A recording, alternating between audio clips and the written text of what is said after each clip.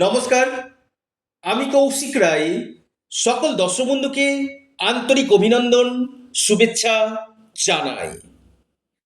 কন্যা রাশি 2030 সাল পর্যন্ত আপনাদের কেমন যেতে চলেছে, আপনাদের মিত্র রাশি কোন কোন রাশি আপনাদের মিত্র রাশি রয়েছে এবং কোন বছরগুলো আপনাদের ক্ষেত্রে ইউটার্ন হতে চলেছে, আজকের এই ভিডিওতে আমি বিস্তারিত আলোচনা করব। দেখুন, কন্যা রাশি, অনেক কমেন্ট এসছে নেগেটিভ পজিটিভ, যে কৌশিকদা কন্যা রাশিতে জন্ম হয়ে জীবনে অনেক দুঃখ কষ্টের মধ্যে আছি।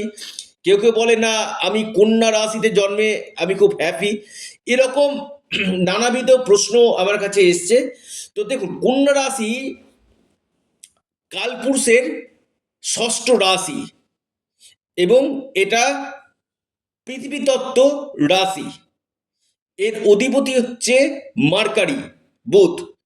এটা না চর রাশি না স্থির রাশি, অর্থাৎ দুটির কম্বিনেশন এর মধ্যে কিন্তু রয়েছে। দেখুন, কন্যা রাশি একটু ইমোশনাল গোছের এরা কিন্তু হয়, ইমোশনাল হয় এবং এরা যথেষ্ট ব্যালেন্স করে কিন্তু চলে, অর্থাৎ যেখানে সম্পর্ক রাখে কিনা যথেষ্ট ব্যালেন্সিং কিন্তু এদের মধ্যে কিন্তু দেখা যায়। অর্থাৎ যেখানে সম্পর্ক বজায় রাখতে হবে সেখানে কিন্তু খুব দায়িত্ব সহকারে এরা কিন্তু সম্পর্ক কিন্তু বজায় রাখে। কিন্তু এরা যখন রেগে যায় না, তখন নিজেদের মধ্যে যে মনোসত্য সেই জিনিসটা কিছুটা হলেও কমে যায়। অর্থাৎ তার দিকে কিন্তু দ্বিতীয়বার ফিরে কিন্তু এরা তাকায় না, দ্বিতীয়বার এরা কিন্তু ফিরে তাকায় না। কন্যা রাশি ডুয়েল ক্যারেক্টারের এরা হয় এবং এদের মধ্যে ধৈর্য ক্ষমতা যথেষ্ট ভালো থাকে, বুদ্ধিমত্তা এদের মধ্যে কিন্তু থাকে, বুদ্ধিমান এরা যথেষ্ট।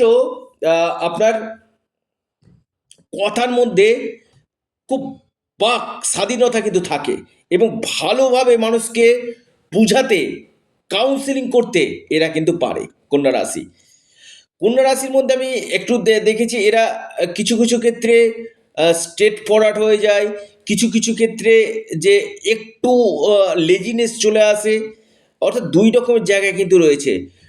এবং জীবনে এরা কিন্তু কঠোর পরিশ্রম কিন্তু করে।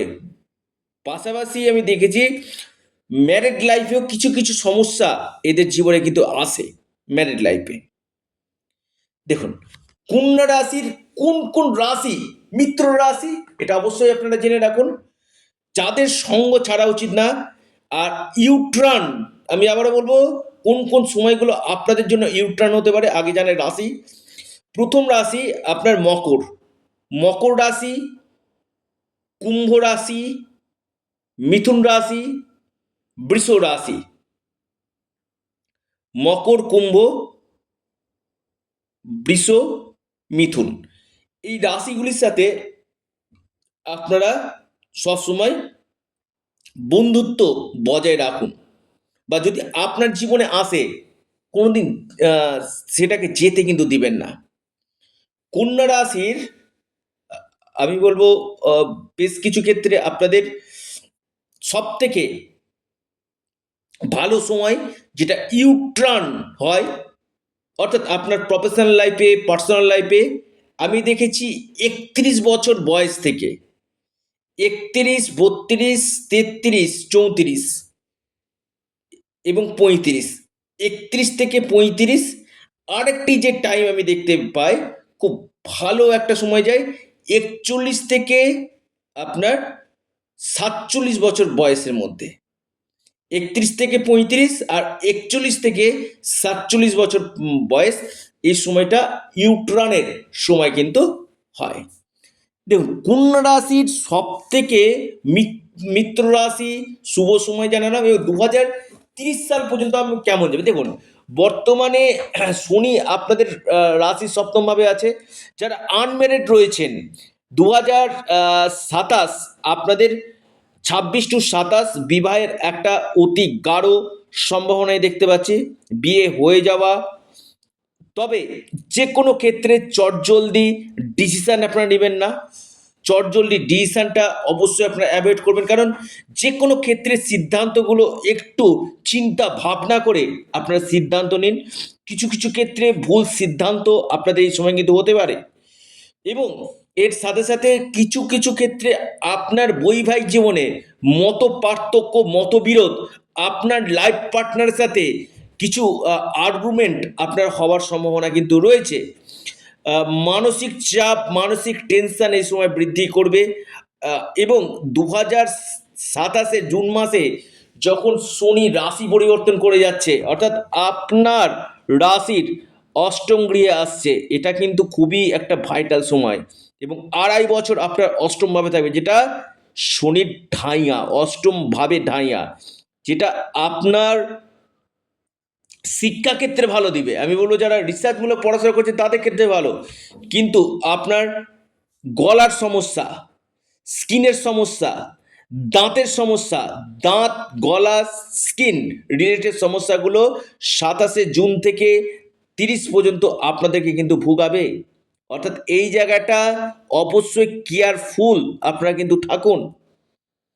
এবং যারা উচ্চ শিক্ষা করতে চাইছেন, বা আপনি বিদেশে গিয়ে পড়াশোনা করতে চাইছেন, আপনি কন্যা রাশির মানুষ, এই সময়টা আপনাদের বিদেশে গিয়ে পড়াশোনা বা বিদেশে গিয়ে কোনো এডুকেশন করার জায়গা কিন্তু রয়েছে কন্যা রাশির ক্ষেত্রে। দেখুন, কন্যা রাশির আমি একটু আপনাদেরকে কথা বলি। আপনাদের রাশির ষষ্ঠভাবে রাহু অবস্থান করে, এটা খুবই ভালো।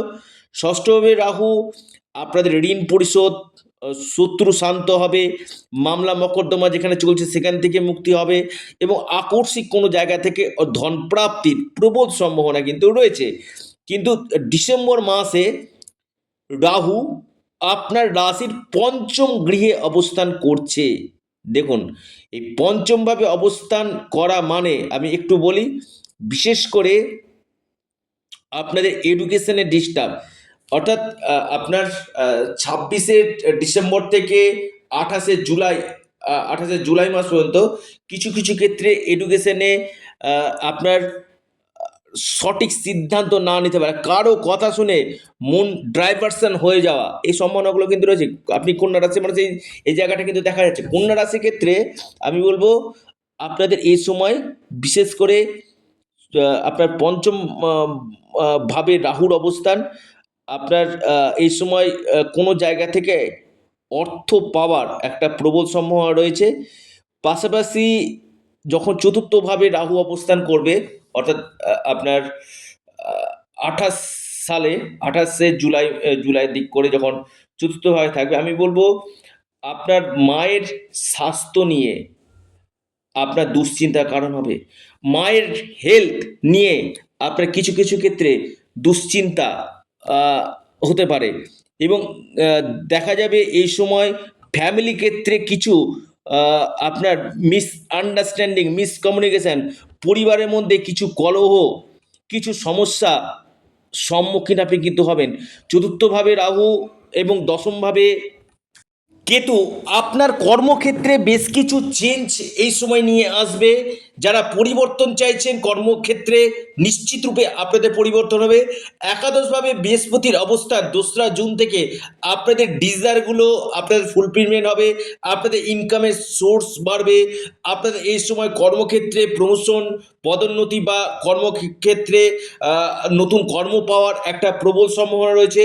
পঞ্চম হাউসে দৃষ্টি দিচ্ছে, বিশেষ করে লাভ রিলেশন জায়গা নিয়ে যাদের সমস্যা চলছিল 2রা জুনের পর থেকে আপনাদের লাভ রিলেশনের জায়গাটা অনেকটাই বেটার জায়গা দিবে। এবং উচ্চ শিক্ষা যারা করতে চাইছেন, আপনি কন্যা রাশি মানুষ, হয়তো আপনি বড় কোনো শিক্ষার জন্য প্রস্তুতি নিচ্ছেন, বা আপনি অ্যাডমিশন নেবেন বা ফর্ম ফিল আপ করবেন, জুন মাস থেকে আপনার শিক্ষাক্ষেত্রে যথেষ্ট ভালো। ইনভেস্টমেন্টের জন্য আমি বলবো কন্যা রাশির এই সময় কিন্তু যথেষ্ট বেটার একটা রেজাল্ট আপনাকে কিন্তু দিতে চলেছে। অর্থাৎ কন্যা রাশির ক্ষেত্রে আমি বলবো এই বছর থেকে আগামী 2030 যে প্রেডিকশানগুলো আপনার সামনে তুলে ধরলাম, নিশ্চিত রূপে আপনার সাথে ঘটবে। এবং যাদের ক্ষেত্রে সমস্যা হচ্ছে, একবার স্ক্রিনে দেওয়া হোয়াটসঅ্যাপ বুকিং নাম্বারে আপনারা যোগাযোগ করুন। এটা সম্পূর্ণরূপে অনলাইন সার্ভিস এবং সম্পূর্ণরূপে এটি পেড সার্ভিস। আপনারা গণেশজির উপাসনা করুন, হনুমান চল্লিশা আপনারা পাঠ করুন, পাশাপাশি আপনারা বিষ্ণু সহস্রনাম আপনারা পাঠ করুন, নিশ্চিত রূপে আপনারা লাভ পাবেন।